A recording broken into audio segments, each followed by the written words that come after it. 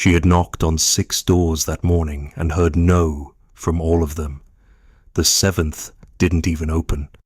Margaret kept her voice soft, her posture low, her children behind her like shadows too small to matter.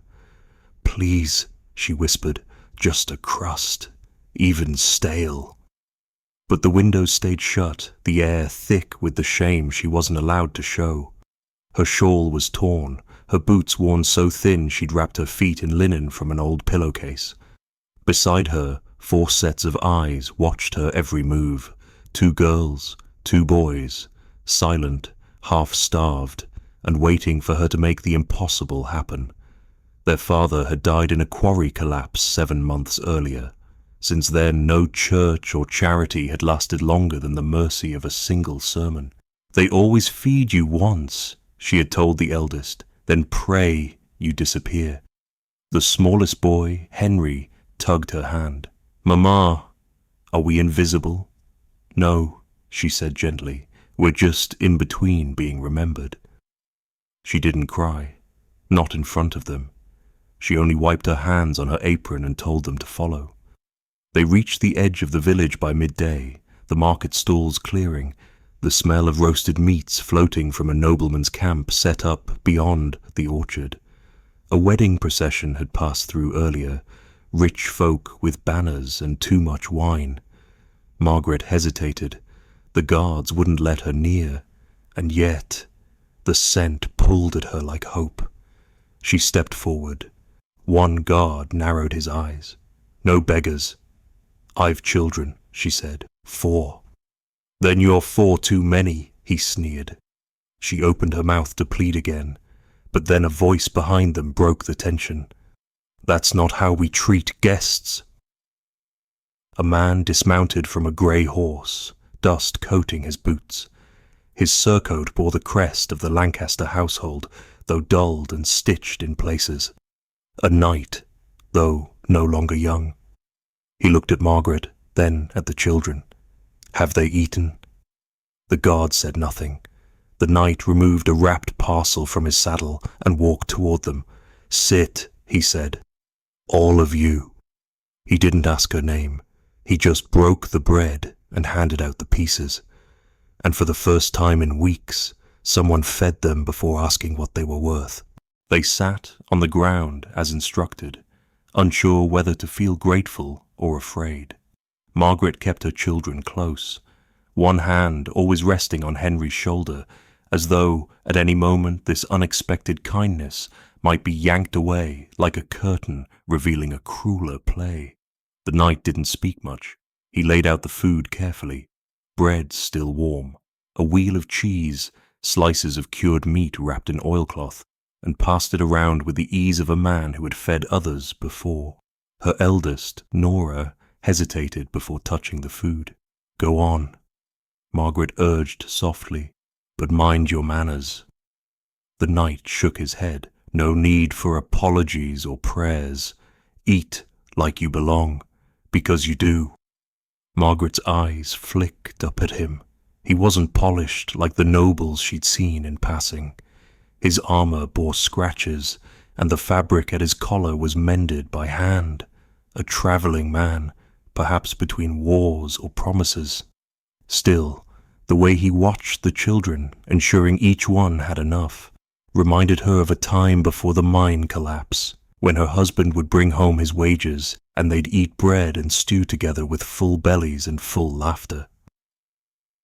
"Why did you stop?"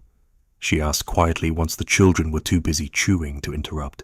He looked at her with eyes neither young nor old. "Because no one else did." "You don't know us," she said. "I know hunger," he replied. And the look a mother gives when she's too proud to beg and too desperate not to. That made her look away, throat tight. "I'm Margaret," she said after a moment. "These are mine, Nora, Tom, Elsie, and Henry." He nodded. "I'm called Sir Alric, or was, once. Now I go where I'm needed." "You're needed plenty," she muttered. He smirked at that.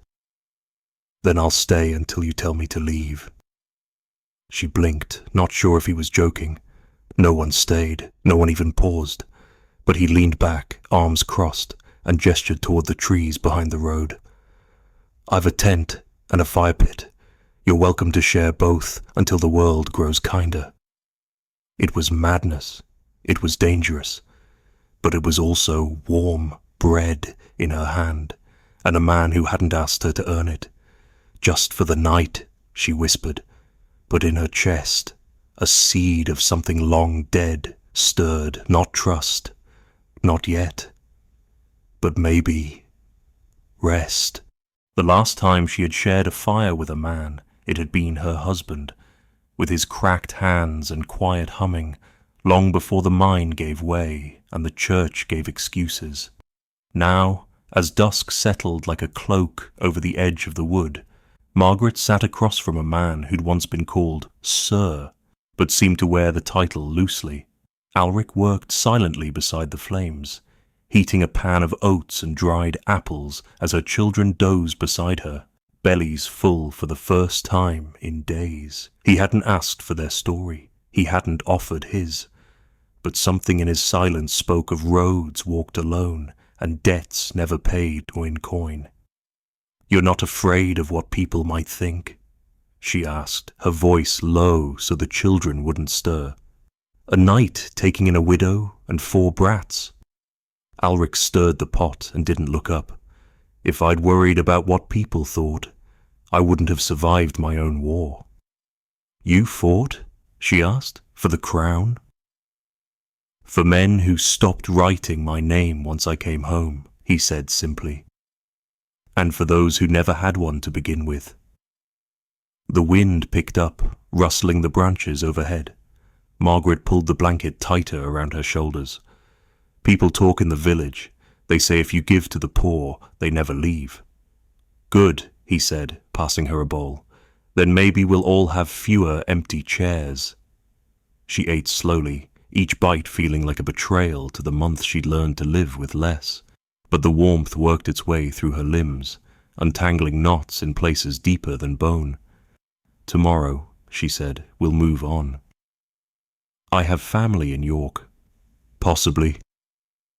"Or," he said, poking at the fire, "you stay here." "For a few days, rest. And then what?" she asked, her voice sharper than she meant. "I'm not looking to be someone's burden." He looked at her then, really looked. "You're not. You're someone's mother. That's not the same." Margaret swallowed hard and looked away. No man had spoken to her like that since the earth took the only one who truly knew her name. That night, as she slept near the fire, her hand curled protectively around Henry, she didn't dream of running. For once, she didn't dream at all. She woke before the sun, instinct more than intent. Old habits died hard. Wake early, gather what's left, move before the eyes of the village sharpen.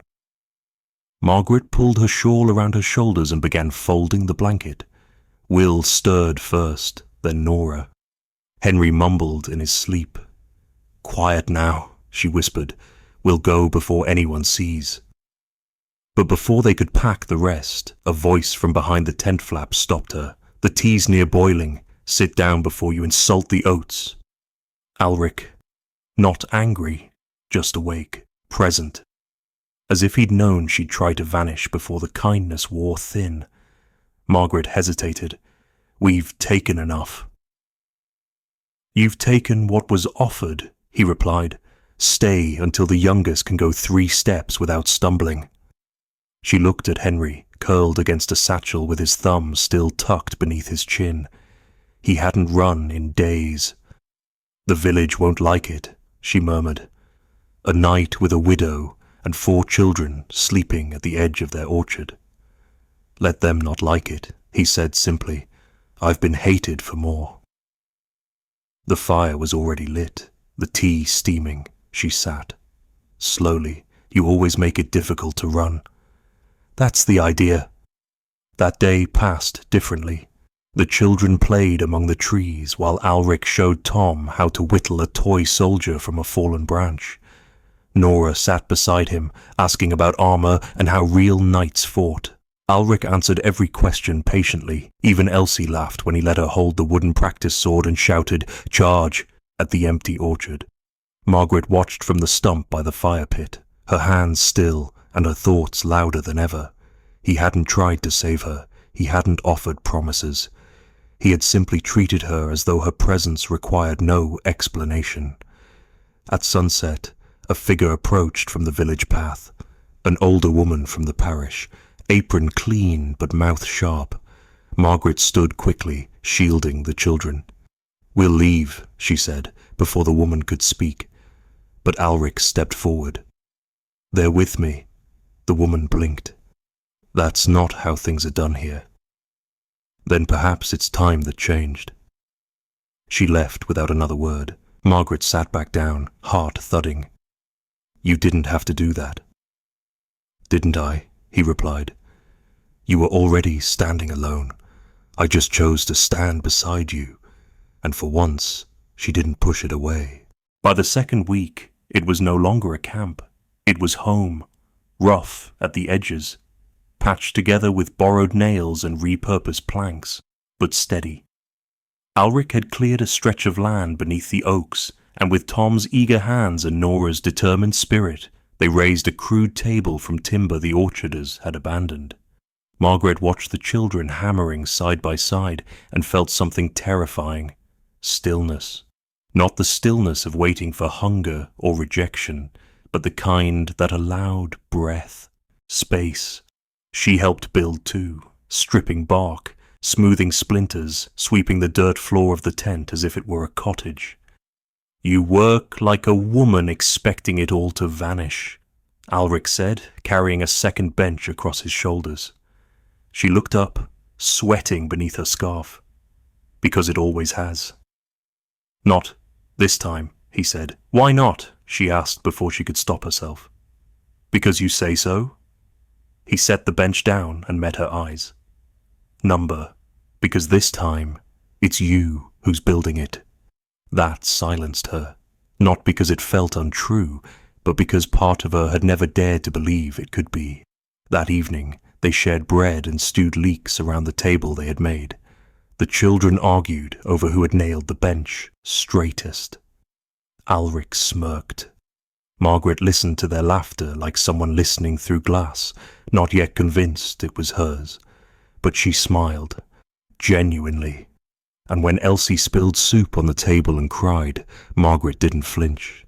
She only wiped it gently and said, "It's only wood. We've got plenty more." Later, after the children had dozed off and the fire had burned down low, Alric handed her something, an old horseshoe, cleaned and reshaped. "For the wall," he said, "when we build one." She turned it in her hands. "You think we'll have walls?" "I think we already have a roof," he said, gesturing to the trees above. "The rest is only time and timber."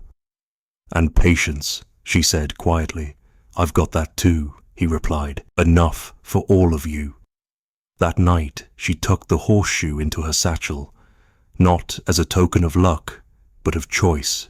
She had stayed, not because she was trapped, but because for once in her life, the door behind her wasn't locked. It was simply open. It was Margaret who baked the bread that morning, not out of obligation, but because she wanted to.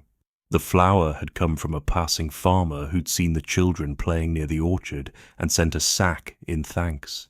No coin asked, just a nod, and a muttered, "Your lot reminds me of mine." She kneaded the dough quietly, flour dusting her sleeves as Nora read aloud from a storybook Alric had found buried beneath his saddlebag. The fire snapped with gentle warmth, and for once, the children didn't ask what they'd be eating. They just waited, trusted. Margaret shaped the loaves carefully, not like she was making food, but like she was setting something sacred into motion. By the time Ulrich returned from his ride, the scent met him halfway through the trees. "Smells like Sunday," he said, stepping down from the horse with a grin. "Smells like something's gone right," Margaret replied, cheeks flushed. He sat with the children and accepted a warm slice without ceremony. "You didn't have to do this," he murmured once she sat beside him. Neither did you, she said, passing him honey. But here we are. The bread was coarse, lumpy in places, but sweet, honest. She watched him eat it with the same careful gratitude she'd once had eating from his hand. The moment wasn't loud, but it carried weight. For the first time, she wasn't just the one being helped. She was providing, contributing, reclaiming something. After the meal, they washed the dishes in silence while the children played beneath the elder trees. Margaret dried her hands on her apron and turned to Alric. "Have you thought about staying?" He looked at her, brow lifted. "Here? You said you go where you're needed." "I did." "Well," she said, voice steady, "we need you." He didn't answer at first, just reached into his coat and pulled out a folded paper, yellowed, creased. "My commission," he said, "still signed, still binding." She stared. "You're still a knight?" "By law, yes. By duty, I'm not sure. And if they come calling?" He folded it again, slid it back. "Then I'll feed them first, and ask them what they've done to earn loyalty lately." She smiled at that, not because it was brave, but because it was true. That evening she baked another loaf, and this time she carved a letter into the crust before serving. M, for Margaret, for Mother, for something finally rising again. They arrived just after midday, 2 men on horseback, their coats heavy with road dust, bearing the seal of the Lord's estate. Margaret saw them first, from the ridge beyond the clearing where she'd gone to gather dandelion root. Her heart skipped, then quickened, as her eyes tracked their slow approach. Not villagers, not farmers. These were men who wore titles in their mouths like weapons. She hurried back, skirts clenched in her fists. Alric had already seen them. He stood near the fire pit, arms folded, children behind him. Calm, unmoving. When Margaret appeared, breathless, he turned and said only, "Stay behind me." The taller rider dismounted first. "Sir Alric of Middlemore?" Alric gave a short nod. It's been years since anyone said that aloud. "You're summoned," the man said. "The Duke is ill, the estate in disarray. They request your service." Alric tilted his head. "Not much of a request, is it?"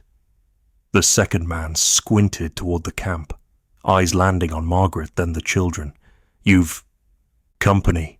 "I do," Alric replied, "and I won't leave them to starve for another man's battle."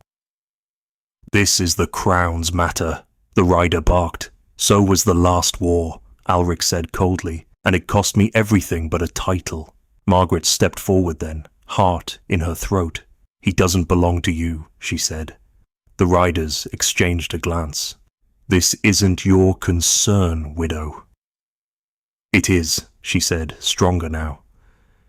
"Because when no one came for me, not your lord, not your priests, it was him who gave my children bread." Alric turned to her slowly, eyes unreadable. She reached for his hand. "Tell them no," she whispered. "Tell them you're already fighting for something better." The silence hung heavy. Then Alric looked back at the men and said, "Ride on. Tell your duke I serve no throne that forgets its people." "This is treason," the first man snapped. "No," Alric said. "This is choosing peace." The riders didn't argue. They left with dust in their wake and disdain on their tongues. Margaret watched them go, heart pounding. "They'll come back," she said. "Then I'll be ready," Alric replied. That evening the fire burned higher, and Margaret sat beside him, not as a guest or a burden, but as someone who'd chosen him back. The children slept safely. The bread rose again, and the night did not feel so fragile. The next days passed without riders, without threats, just wind in the trees and smoke curling from the chimney Alric had built by hand. Margaret scrubbed laundry near the brook, while Nora taught Henry to spell his name in the dirt. Elsie picked daisies with bruised fingers, and Tom followed Alric through the orchard, learning how to carve without slicing off his thumb. It was ordinary, precious.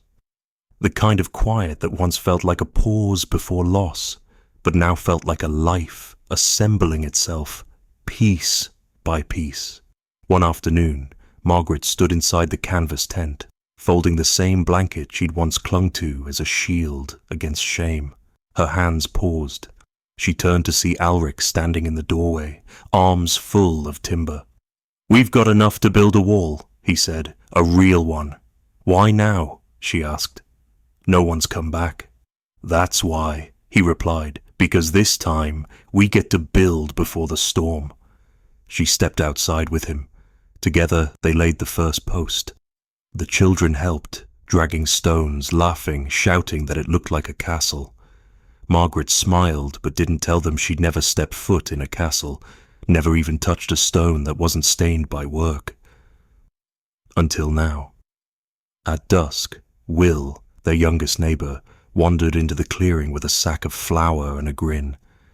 "Words spread," he said. "You're feeding more than mouths out here. You're feeding spirits too."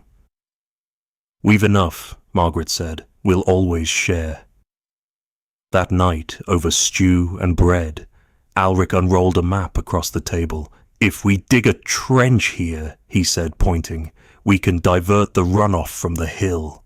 "You plan to stay forever?" Margaret asked, her tone teasing, but her heart waiting. He looked up slowly. "If you'll have me." The fire cracked. The children fell silent. Nora grinned. Henry gasped. Margaret stared at him, stunned that a man could say such a thing, not with desperation, but with stillness. "I don't want a rescuer," she said softly. "I want someone who stands beside me. Then that's what I'll be." She reached out, took his hand, not like someone being saved, but like someone reaching for a tool she knew how to use. For the first time, she didn't fear what might come, because now they had something real, and it had taken root.